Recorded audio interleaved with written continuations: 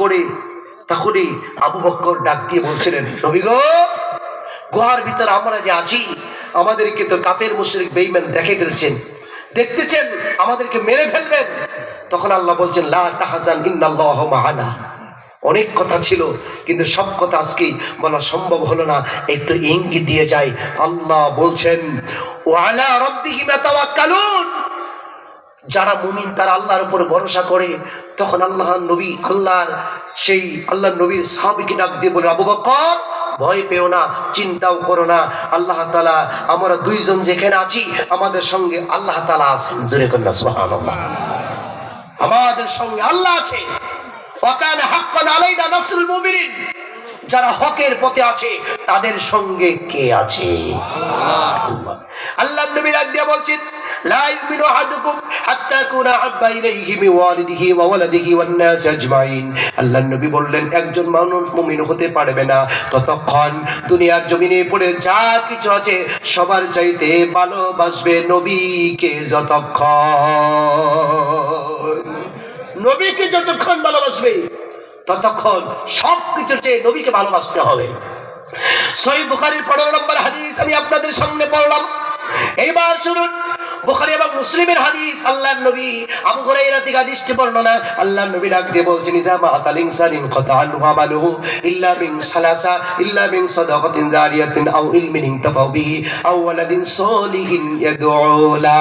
আল্লাহর নবী ডাক দিয়ে বলছেন, মানুষ যখন মারা যাবে সব আমলগুলি বন্ধ হয়ে যাবে, কিন্তু তিনটা আমল ব্যতীত, এক সদকায়ে জারিয়া, যারা দুনিয়ার জমিনে পড়ে মাদ্রাসা, এই দুনিয়ার জমিনে পড়ে কালবার ব্রিজ, এই দুনিয়ার জমিনে পড়ে অসহায় মানুষদের সহযোগিতা করবে, এগুলি হলো সদকায়ে জারিয়া।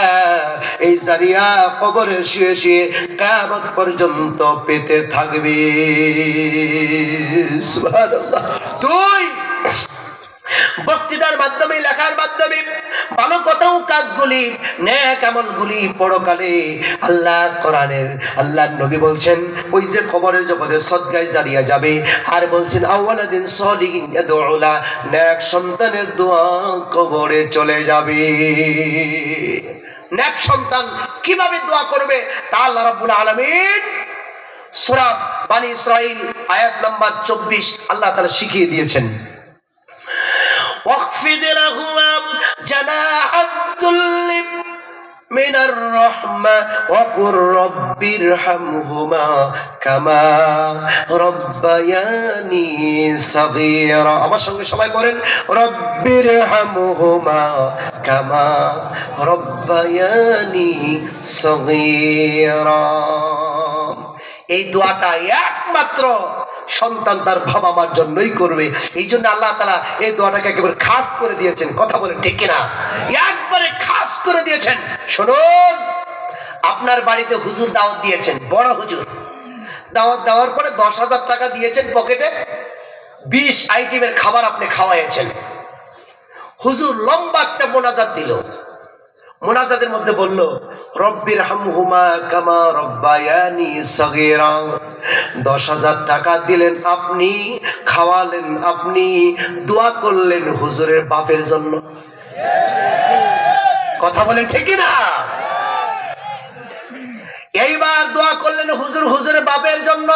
এই কথাটা যদি জানতেন 10,000 টাকা দিয়ে হুজুর পাড়া করে আনা লাগতো না। কথা বলেন ঠিক না? এই জন্য আল্লাহ নবী বললেন, আওয়ালাদিন সালিহিন দোলা, নেক সন্তান বানাতে হলে এরকম জান্নাতুল বাগিচা, কোরআনের মাদ্রাসার প্রয়োজন আছে না নাই? টাঙ্গাইল জেলা নাগরপুর